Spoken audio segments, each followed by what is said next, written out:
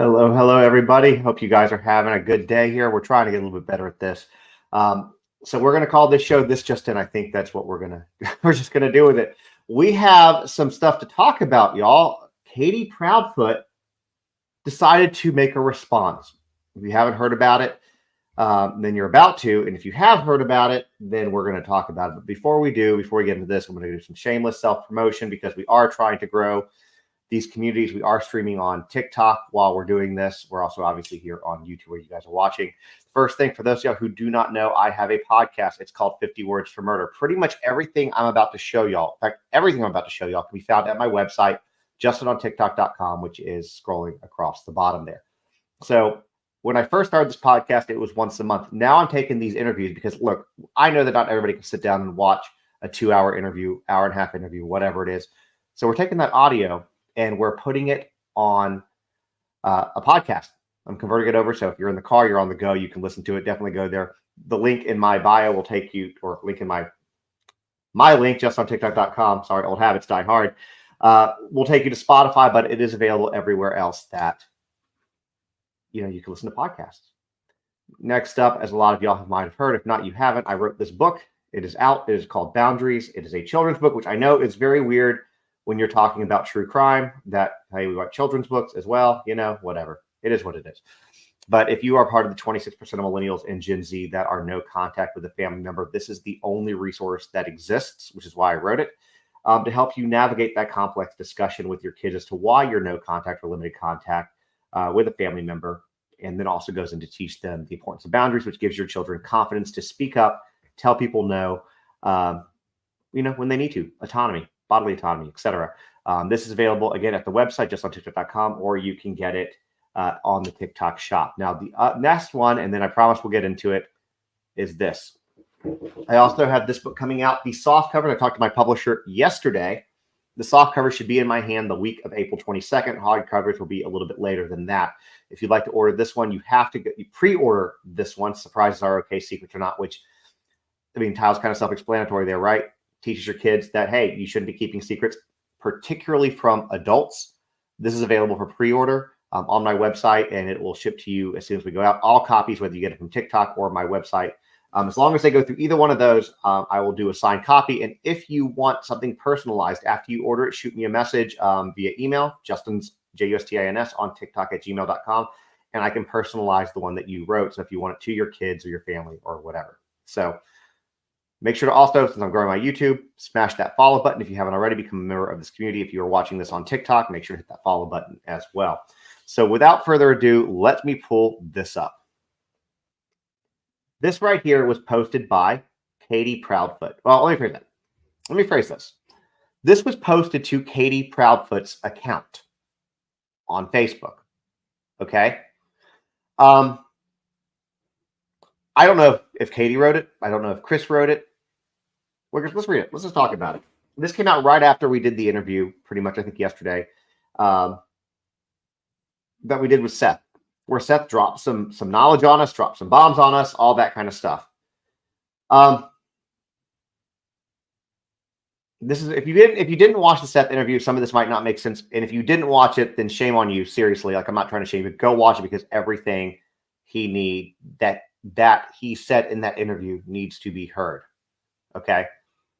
So first is what she said. That child was not 13, and we did not allow my son to be abused. We contacted all authorities. My son received all available help he could get. Multiple therapists involved. His doctor did know because he went to the doctor and got checked immediately. Seth was involved in his therapy as well. There are so many lies in the story, including him failing to mention where Seth got banned from the base for his violent tendencies, where at the time my son was seeing psychiatrists and psychologists to help him with his trauma from Seth's abuse and the trauma from being assaulted by this child. Let me be clear. I think this is sickening that this man is airing my son's trauma online. My son deserves better than that. When we find him, and I believe in my heart we will, the truth will come out. He is doing his best to slander us as parents, but my son is loved and cared about and always will be. Public opinion based on lies, assumptions, half-truth is rampant, because of things like this, which has nothing to do with finding Sebastian. I will not stoop so low as to partake in the back and forth argument with him. God knows the truth, and the truth always comes out. Please stop the badness and focus on finding Sebastian, because that's the most important thing. Okay? That's the most important thing. All right? And I agree. I agree with that last statement. There's a lot in this to break down. There's a lot in this to break down. So let's just, let's get into it. The first line. This child was not 13. We did not allow my son to be abused. We contacted all authorities. That right there is her confirming that the abuse that Seth mentioned is accurate. She's confirming it right there. Okay? Talked about receiving all the therapies. Seth was involved. Good. I'm glad Seth was involved in the therapies. Now, she doesn't give a timeline as to when that happened, but that's not whatever. Whatever. Okay? Too many lies in the story, including him failing to mention where Seth got banned from the base for his violent tendencies, where at the time my son was seeing a psychiatrist and psychologist to help him with his trauma from Seth's abuse and the trauma of him being assaulted by this child. Now, I can't speak to what Seth did or did not do. Seth shared his truth. He shared his story. And I'm going to be biased here. I'm not necessarily supposed to be biased, but I'm going to be biased and say that I believe Seth. And the reason that I believe Seth is because if you go back and listen to what Nina Gomez, Chris's fourth ex-wife, had said, and you listen to what has been accused against Seth Rogers, those are very much written in the same font. And I said that yesterday. And I said that on the live with Seth, that they're very similar. But let's just say this. And this is just me being nitpicky here. I get it. It's me being nitpicky. Fine. Why are you putting the abuse that Seth gave over the sexual abuse, the sexual assault? It's like Seth did this, but also this happened. Okay? I don't know. At the same time, and I'll get into it, I believe that Seth revealing the sexual assault is relevant to this case, and I'll get to that in a minute why. Whereas I don't think what she's referring to about Seth, violent tendencies, banned from base, et cetera, which, obviously that's what she's saying. I don't have that confirmed. If it is confirmed, then I would talk about it. And I don't have that confirmed. If we get that confirmed, then I'll let y'all know. But that does not have to do with what's going on here. That has nothing to do with finding Sebastian. That has nothing to do with why Sebastian might have left. Okay? At least that's my opinion. You can disagree with me respectfully. Disagree with me. I'm okay with that. You can always disagree with me as long as you do it respectfully. I'm fine with that. Let me be clear. I think this is sickening that this man is airing my son's trauma online. My son, I'm going to stop there. Again, I think it's relevant, and I will get into that in a minute. What I think is sickening is a mom that's not searching for her kid. What I think is sickening is a mom who leaves the state. What I think is sickening is a mom who sits there and allows her husband on national TV, in interviews on social media, to make fun of and mock her special needs son and flex on the abuse that he gave to her, or that her husband put on that son, the physical abuse. So what we're saying here is think about this. Sebastian's 15 years old. He's special needs. He's got autism. He's got chromosome deletion. He has been sexually abused. He has been physically abused. He's been emotionally abused. And those, by the way, my friends, are the scars that you cannot see. Okay?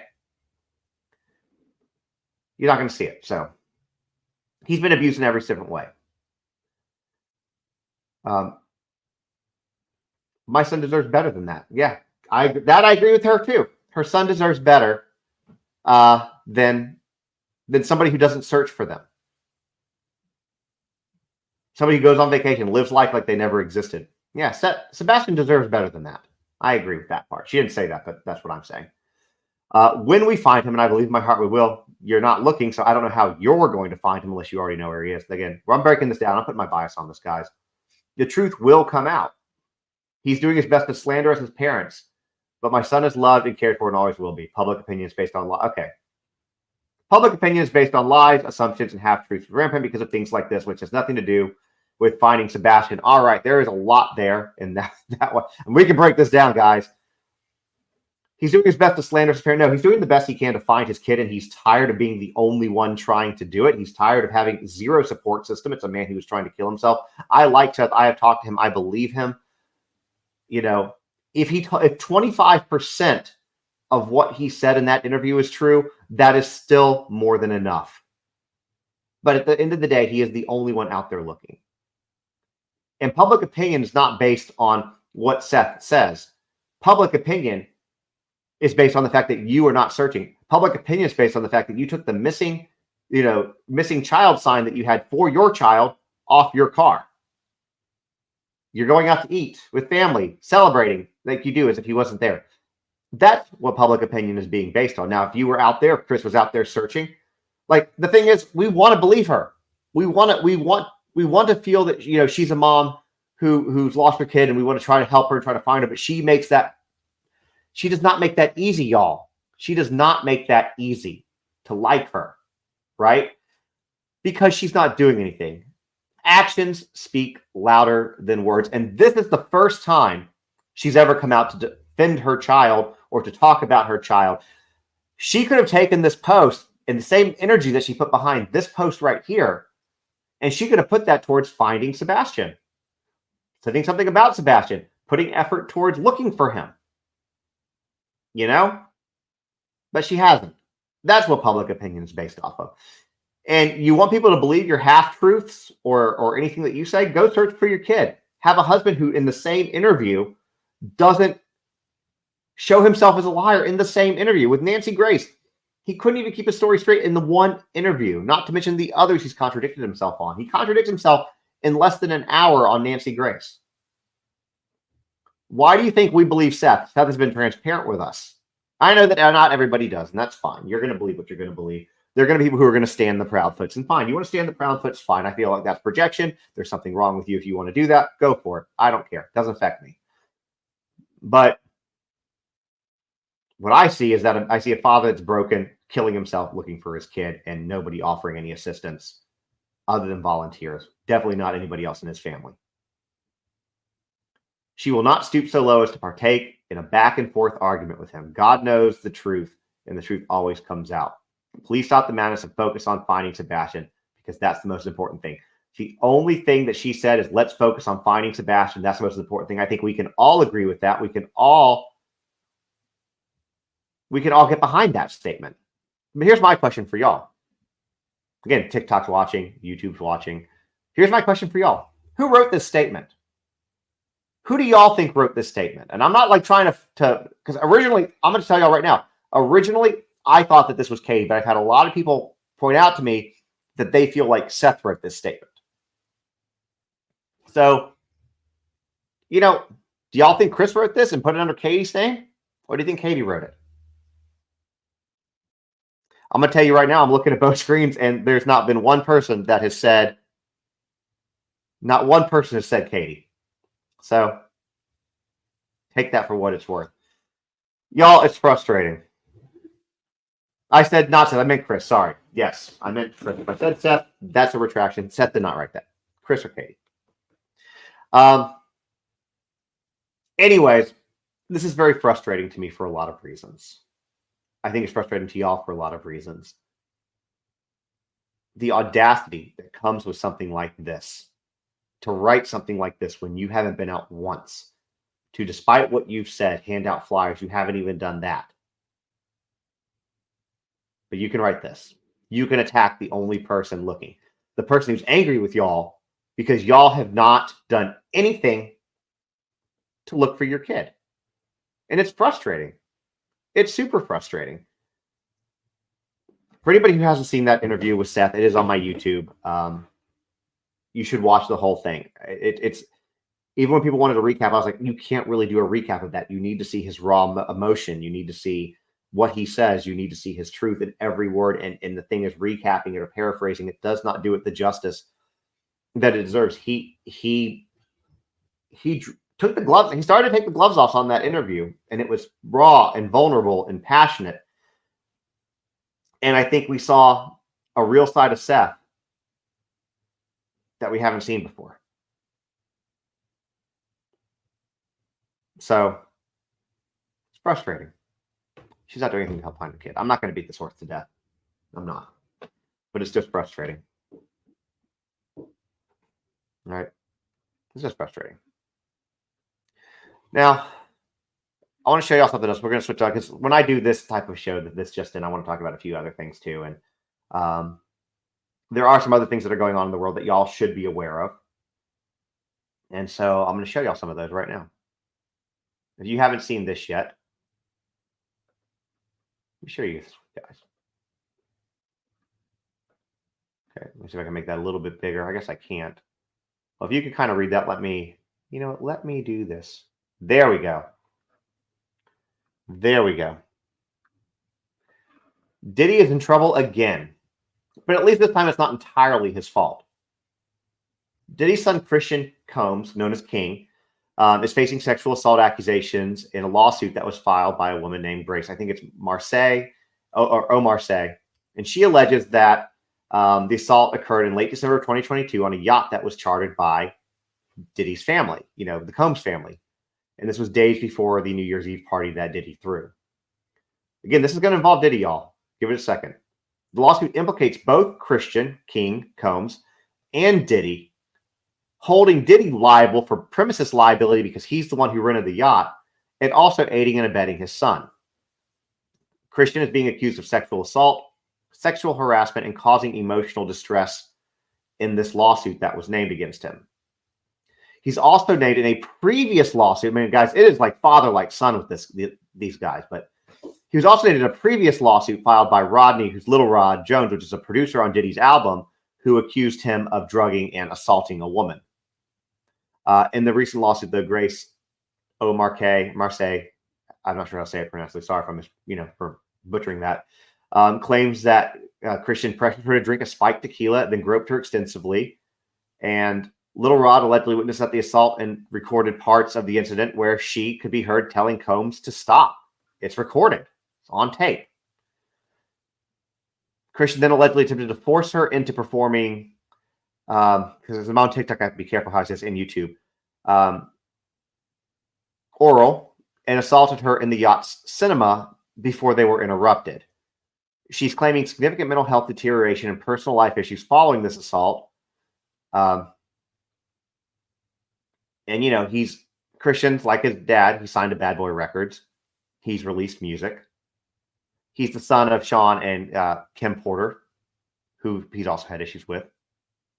But yeah, like father, like son, right? Like it's just, Anyways, there is also stuff, as I said yesterday, that it's making people curious if he's also implicated in the death of Tupac again. Some of the comments saying innocent until proven guilty. I know that technically that's the Constitution, but people aren't really innocent until proven guilty, are they? Because if they were innocent, they'd be able to walk out of prison. You would be held without bond. But what do I know? The next thing I want to share with you guys is this story. Okay, this one's sad. I'm going to warn you. These next few are going to be, they're going to be sad, y'all. Okay? Let me scroll this one up a little bit. Now I can see it. Okay? See that? 6-year-old boy accidentally shot and killed a 5-year-old. So this happened in Michigan. Okay? The incident took place at the grandparents' house where the two children were playing, and they found a loaded gun in the bedroom. Michigan State Police reported that the authorities were called to the home. This was at the beginning of April, I think April 1st, after a child sustained a gunshot wound, which resulted in that child's death, 5-year-old. Apparently, the 6-year-old boy was holding the gun, and it discharged. It's at this point uncertain if the grandparents or the guardians of the children are going to face charges that are related to this. And the relationship between the two kids confirmed that they are relatives, but it doesn't say whether they're siblings, they're cousins, or what that connection is. That's not been confirmed or at least disclosed at this point in time. Kids are playing around with a gun, and they shoot another kid. That's all. That's all. That's what y'all needed to hear. Y'all needed to see that. Did that happen in Michigan? Sad, guys. It's sad. So the next one, this one's really interesting, I thought. And it's, again, this one's also sad. This one is also sad. I'm sorry. My content sometimes is really depressing. We'll talk about something maybe kind of fun toward the end of this. In fact, we will. We will talk about something fun toward the end of this, for sure. But for this next one, this one is one that is really, it's, police shot a 15-year-old girl who had been kidnapped as she appeared to be surrendering. So here's what's going on in this story. The girl in the picture that you can see here is Savannah Graziano. She's 15 years old, and she was shot after she was kidnapped by her father, Anthony Graziano. Okay? Now, Anthony was accused of killing his wife and had abducted Savannah. This, basically killed his wife, took the daughter. She was considered being kidnapped.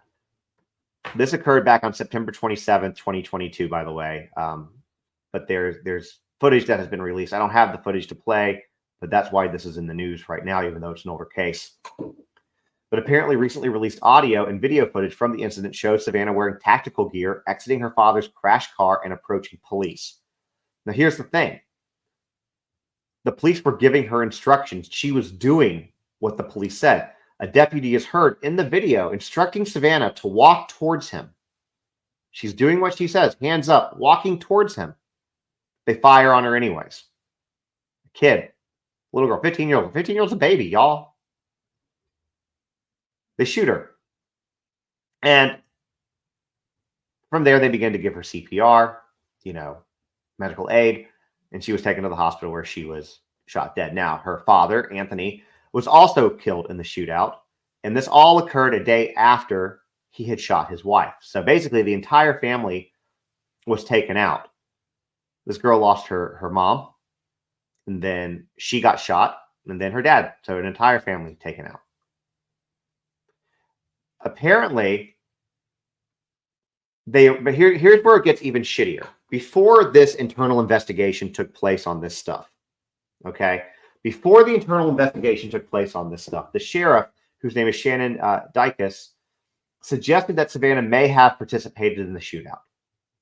That's what she said. But in the recent release of the audio and video, there shows zero evidence of that. It's just a lie. She was complying. She had her hands up. She was doing everything that she was supposed to do. And they shot her. And I feel like you guys need to know that. Because we do have incidents where there is excessive police force. And look, I get it. You have a guy that's committed murder. You know that he's dangerous. He's kidnapped his child. You catch up with him. Adrenaline's running high. It's scary. This guy, he's capable of murder. It's scary. So I get it. Emotions are running high. But when you have you know that he took his kid.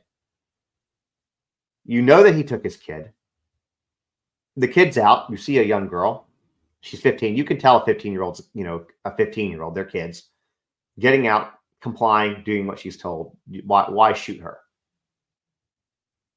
So at this point, they're still the California Department of Justice is still investigating the incident, and the sheriff's department is conducting an internal review on it.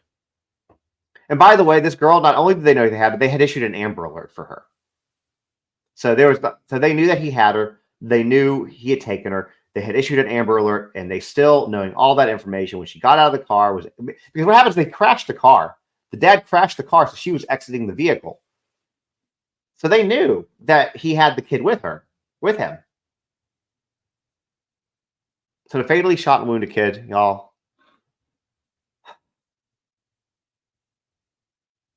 Now, I had another one. I have one more story I'm going to show y'all, but before I do, I would tell you that after this one, I had another one. But I don't know. It's like I can't give all these stories back to back. I just can't. I can't do it because it would be terrible. But I'm going to give you this one because this one doesn't involve a death, but it's like, you're like, what? Read that headline, y'all. I'm not laughing because it's funny. It's not funny. Okay? It's not funny. Dad who bit newborn daughter. Dad who bit newborn daughter. Let me re-say that. At least 6 times and claimed she was ungrateful. The newborn was ungrateful. He was sentenced. Finally. I'll tell you what he was sentenced to. But let me give you the background. The picture you see there, it's Gavin Rogers. He's a 26-year-old father from Indiana, and he pled guilty to domestic battery resulting in bodily injury to his newborn daughter. He admitted to biting by the way, she was 2 weeks at the time. He admitted to biting her, leaving teeth marks and bruises on her body, claiming that it was because she was ungrateful. 2 weeks old. 2 weeks. Weeks old. Ungrateful child. Ungrateful child. 2 weeks old. This occurred back in November of 2022, but again, he was just sentenced, which is why it's in the news. And basically, the reason they found out about it in the first place is that Gavin and a woman took the baby to the Indianapolis hospital, where staff noticed mouth-shaped bruises and teeth marks on the baby's shoulders, forearm, stomach, knee, and leg. Now, initially, Gavin said that maybe he kissed her too hard. But the detective on the case, Joseph Turney, stated that the injuries could only have been caused or inflicted with excessive force and while causing severe pain. The nursing staff at the hospital expressed concerns about even sending the baby home with Rogers, reporting that he called the baby names. 2 weeks old, guys. He called the baby names, making fun of a 2-week-old baby, and appeared frustrated when she cried. And this is what he's doing in front of the hospital staff. That's his good behavior, y'all. That's him being on his best behavior.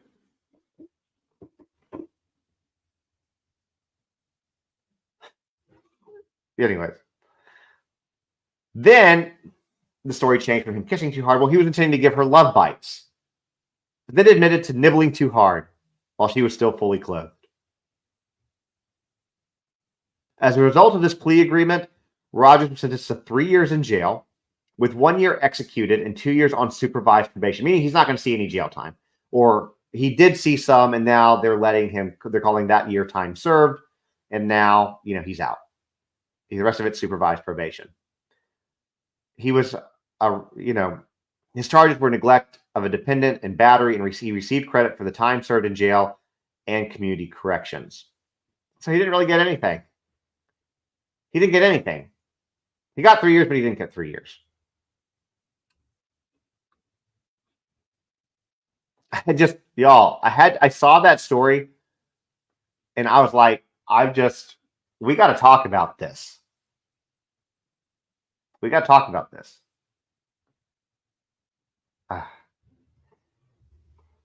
This is why I write some of the books I write.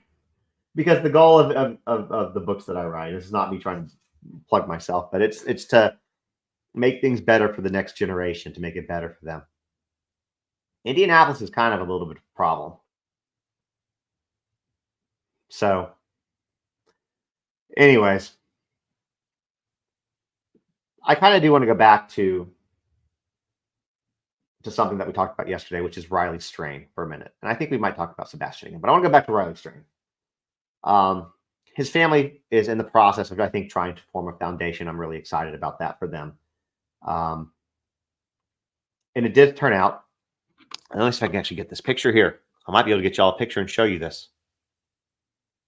Hold on one second if I can find it. I believe that I was sent. Here it is. Let me get this pulled up here. I'm going to show y'all something about Riley Strain.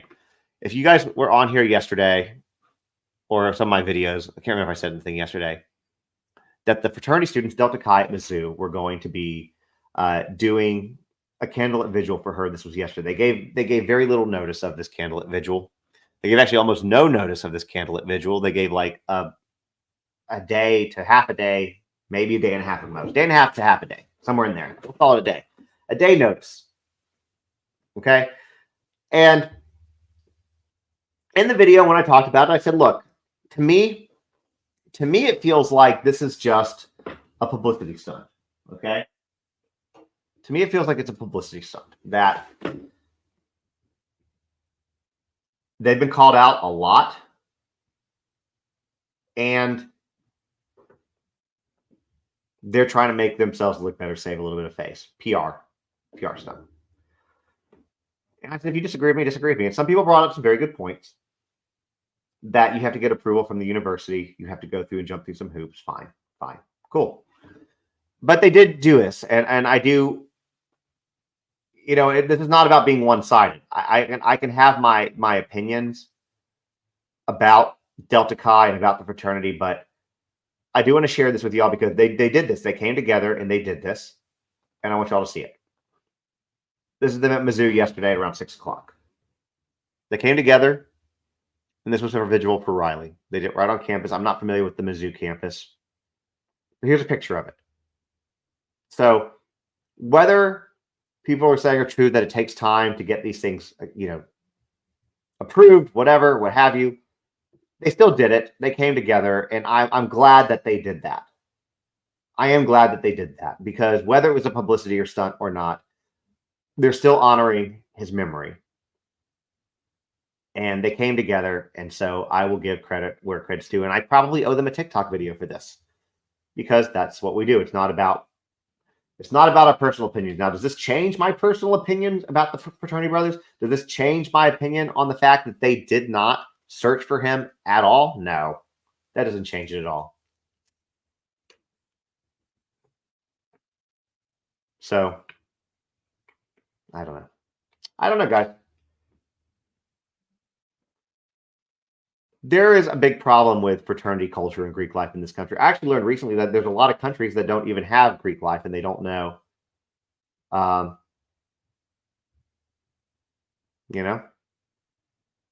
it's a problem. And we're working to try to change that problem. The issue is that this type of stuff, this hazing type of stuff, and I know Riley wasn't hazed, but that has nothing to do with that. I'm thinking of other stories. But the type of culture that fraternities have where people can get injured, people can get hurt, they do nothing about it. It's been that way for 20, 30, 40 plus years, right?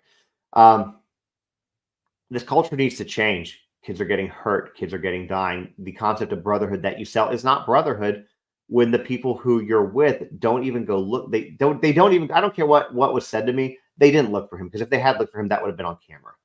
They didn't look for him. So I'm not going to buy that unless I see evidence. If there is, then I'll retract that. Fine. But then they went out and partied the next day while their friend was missing. Nobody could get a hold of him. Then they got in their buses and they went home.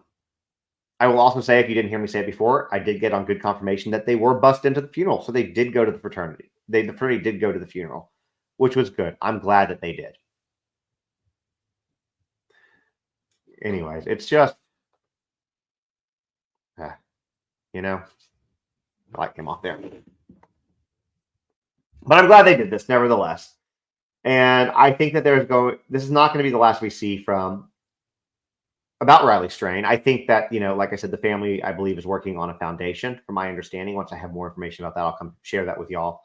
I do, and I've said this in a couple of videos, and I'll say it here on this stream, that I want to do something for Michelle, Riley's mom. This is going to be her first Mother's Day without her son. It was her only son. Okay. And we want to do something for her for Mother's Day.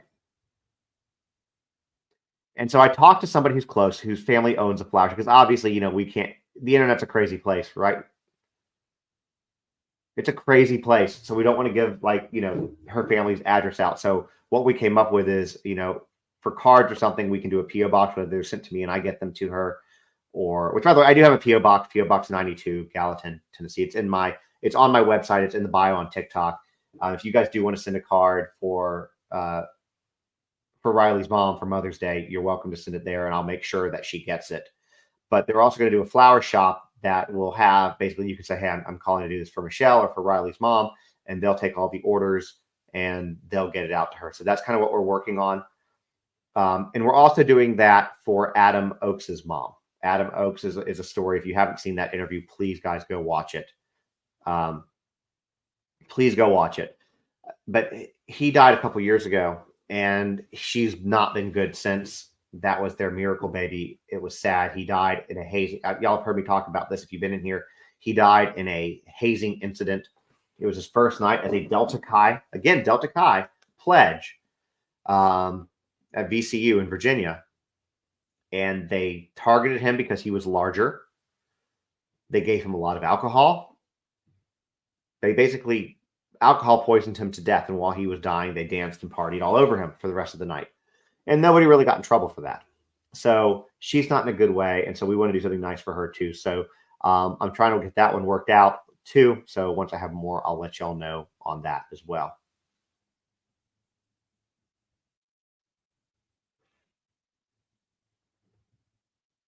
So, on TikTok, we respond to comments sometimes. In YouTube, we don't. But I don't know. I don't think I should change who I am based on platforms, right? We should respond to people, right? Do we think that?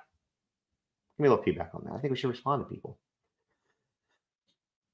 because then you can have your comments out there on 2 different platforms, one of which saves them. So let's do this one.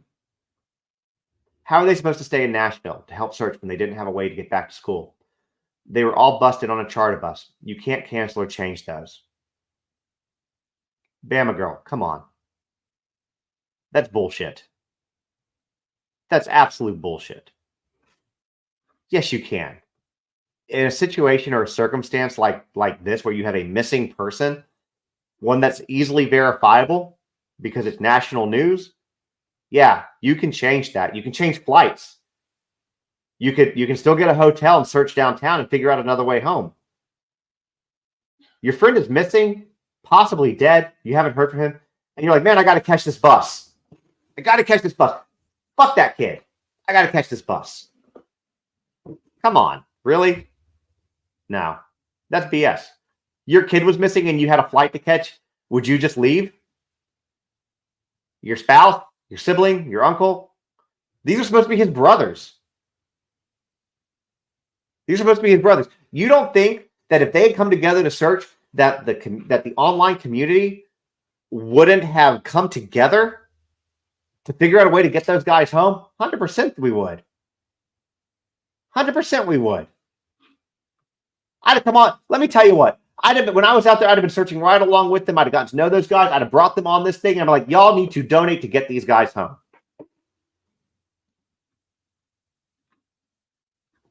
So, BS. And there's somebody in this chat. I'm going to go back now to one person. We're going to share several of her comments, and this is in regard to Savannah Rogers. Pop it up. Justin, you and Seth have abused him again, talking about Sebastian, by sharing his trauma all over the damn world. His essay story to tell, not you and Seth. I'm a fan of Seth, but that wasn't okay to share. There's more to this before we respond. Let me show you all of them. People are responding to her in the comments. I'm going to show you these. We're going to call out every one of these. It's not our business. What do we need to know that for? We aren't investigators. He needs to tell the police, not the world.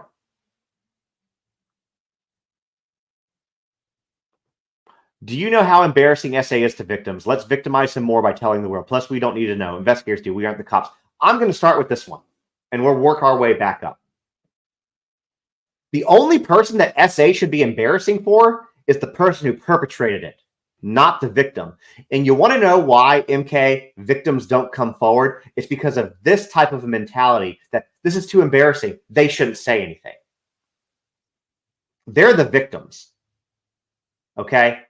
And he's a minor victim. And it happened under the roof of the people who aren't searching for him, under the roof of the people who physically abuse him, hit him with a belt, who mock him on national TV. I don't see you making these comments about Seth sitting there making fun of this kid. Or not Seth, sorry, Chris making fun of this kid. I don't see you making these comments, but you're here. Sebastian was a victim, and I think that it is fully relevant to this investigation because it explains why Chris didn't want him around her kid, because Chris called Sebastian a pedophile. He's 15 years old. A 15-year-old can't be a pedophile. So if Seth has as a thing for 13, 14, 15-year-old girls, that's just liking girls his own age. Now, maybe you, M. Count, how old you are, were into kids that age, then that would be that. I'm not saying that you're saying that. I'm just telling you. Okay? Sebastian has nothing to be embarrassed about. Nobody is sitting here being like, oh my God, did you hear Sebastian got abused? Nobody's saying that. Everybody feels for Sebastian. Everybody feels for the parents of that. If I'm a parent, anybody who is a parent, if you heard that information that happened to your kid, I would hope that you would fight that person. You would have it out because that child deserves justice. He deserves justice. And at this point, the only way Sebastian is going to get any type of justice if this stuff starts getting known, because nobody is doing anything else. And it does provide motive. It just provides reasoning. The abuse goes with things that Chris has said in the past. So I'm going to completely disagree with you. You're saying that it's shaming Sebastian? No. Frank, I'd love the name of the boy who did it, because I would have him plastered all over the place. Sebastian's the victim.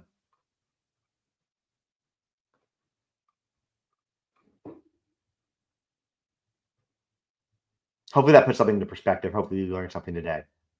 It's the reason why people don't come forward. It's the reason why so many sexual assaults aren't ever reported. It's because of victim shaming and victim blaming. And in this new world, in 2024, this shit has got to change, y'all. It has got to change. Kids need to speak up. They need to be believed. Victims need to be believed.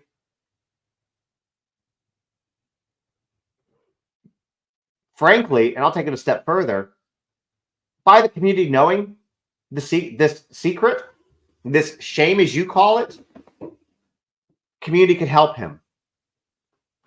They can provide support and guidance that he needs.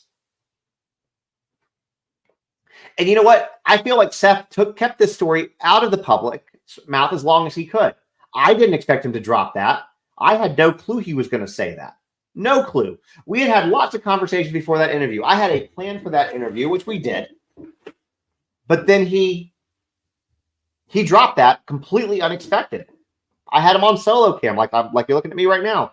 And you should have seen my face. My jaw was on the floor. I teared up. It was tragic. Because again, I'm a dad. I can't imagine. The fact that Seth isn't in jail for doing something horrific to that person shows that he's a stronger man than I am. You know? But this didn't have to come out if they had found him a week after he left, a few days after he left. But y'all, we are over a month out, and he has not been found. There's no leads according to the police. There's no, we don't know where he is. If you want to go through the rumors, the rumor mill and the speculation that's going on out there, then he could be from here to Alaska, for all we knew.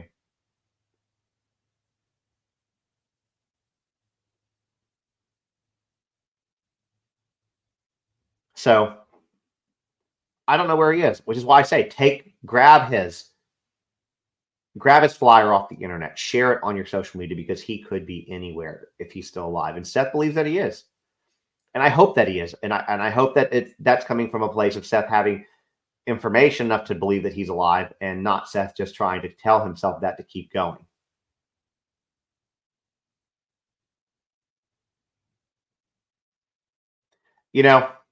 I'll share a story with y'all since SA is so shameful and all. Right, I'll share a story with y'all. When I was about 16, 15 years old, I got dropped off the beach. I was in Florida. I was living with my 16, I think I was living with my dad. Or I was visiting. I can't remember. It doesn't matter. It's irrelevant.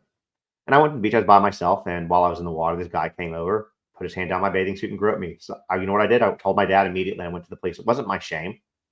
What that guy did was wrong, not what I did.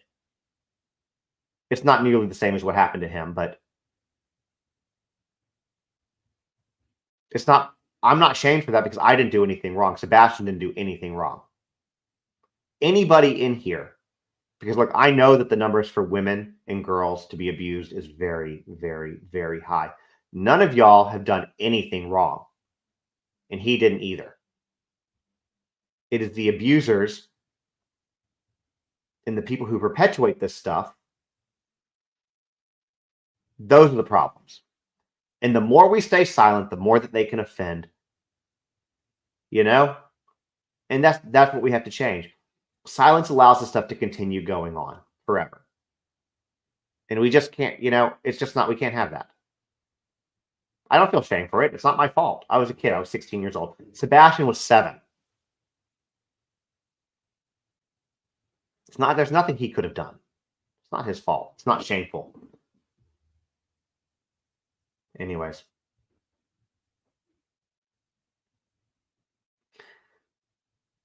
So I'm going to get off that soapbox, but that's how I feel about it.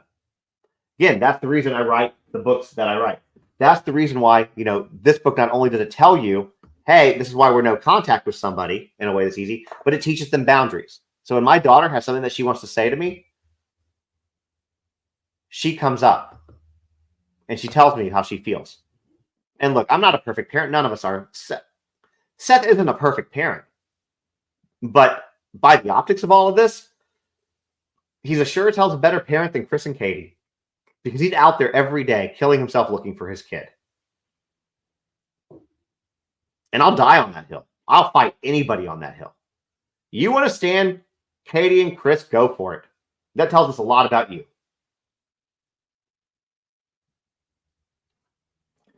So that's also why I wrote the next book, Surprises Are Okay, Secrets Are Not.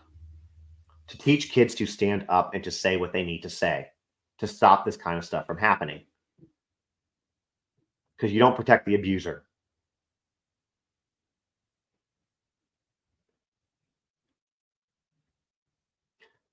Somebody's asking about Caleb Harris.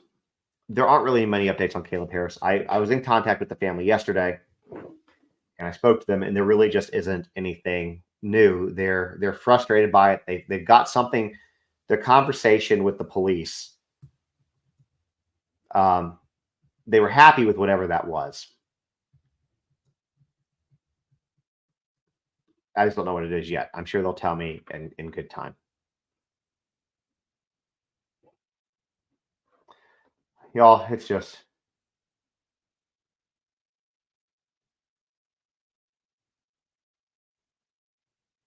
again, this isn't this is how I act on TikTok, y'all, on YouTube. Karen, I'm not going to put your comment up there because I want to be respectful of you. I see your comment, what you say, and you said you feel ashamed. You weren't given you were not validated, basically. Sorry, I cannot talk. Karen, it wasn't your fault. Even if they made you go back into that house, it wasn't your fault. The people that were supposed to protect you failed you. It wasn't your fault. You should feel validated.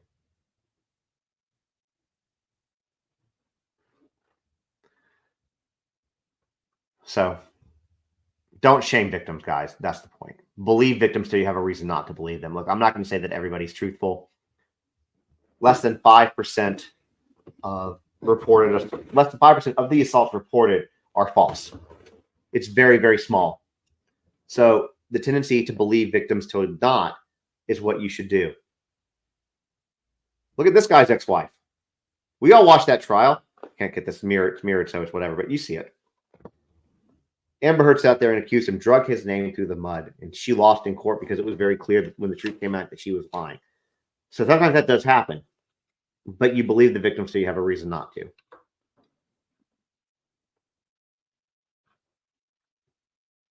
So that is my lesson for you guys today on all of that. This is Johnny Depp. That is Johnny Depp. For somebody who said that. Oh. Guys, that's what I got for today. That's what I got for today. For y'all.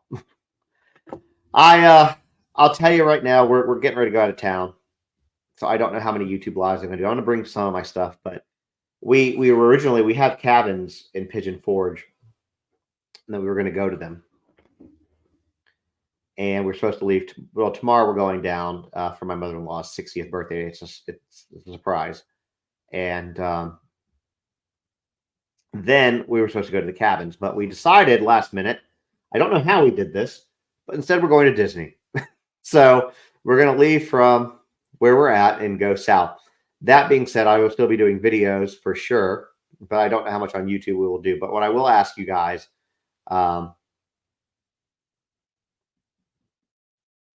make sure to hit that follow button, whether you're on TikTok, subscribe if you're on YouTube. I'm trying to grow this out. I will do some fun videos for y'all while we're there, because that's just, it's fun. Sometimes it's fun to see behind the scenes when it's not just all doom and gloom and sad stuff, right? The other things I kind of want to share with y'all before all of that, hopefully I don't think she couldn't, okay. And I'm not worried about my mother-in-law finding this, and I'll tell you why. I love my mother-in-law, so if she does by chance find it, that's great. But I'm gonna say this. She texted my wife yesterday and said, "Can you tell Justin to call YouTube because I can't find him." Bless her heart. I love her to death. But technology is not her best friend, is all I'm saying. So hopefully she doesn't find out. But I'll try to tell you something behind the scenes. But I do want to share a couple more things before we go. And that's we do have some interviews coming up. I had to move Layla Santinello's interview. Sorry, Jennifer Santinello's on her daughter, Layla Santinello, which, if y'all don't know this, it's another Tennessee case, another Tennessee person missing that the police have really not done a whole lot of. Okay. So she needs attention. She's got a pretty good following by trying to share her story on TikTok. She's up to like 176,000 people, which is really good. But her case needs attention. It really does. And that's going to be next Saturday, not like this Saturday. And then originally I had on Thursday, I might have to, I'm going to leave it on Thursday for the moment, but I might end up changing it to Monday. I have Eric Ollis, who is the lead top investigator, top expert on the DB Cooper case. And they're close to solving this very, very infamous case. So we're going to bring him on as well. That should be that one, y'all. I'm geeking out over that one. It's not murder, it's true crime, but it is such a cool case, So that's going to be coming up. And then I'm probably going to have Chris Dingham from Riley Strain on. And then we have a few other people that we've reached out to. So that being said, I hope you guys have a great rest of the day. So they just came in. Hold on, I want to give credit for this. I think, again, I'm still learning YouTube, guys, but I'm pretty sure this is a super chat or something like that. So thank you for that. And apparently the comment is, Chris Proudfoot is now telling everyone he has set a poly up, but wouldn't give the date. Supposed it to be done at the TBI, all per CP. He's responding to DMs. Interesting. Man, he pivots, y'all. He pivots.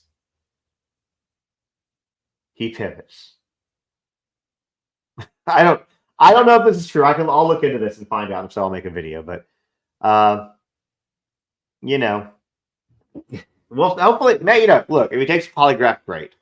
Here's the thing about polygraphs. Polygraphs aren't admissible in court. And so for everybody saying like, oh, why is he not taking, it doesn't matter whether he takes it. It's not admissible. So that's not the point.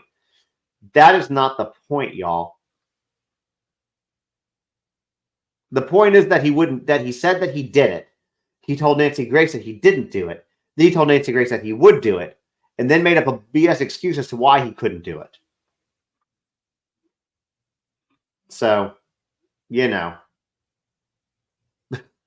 hopefully it happens, y'all. And if it does, I'll be the first one to say, hey, Chris Proudfoot took a polygraph.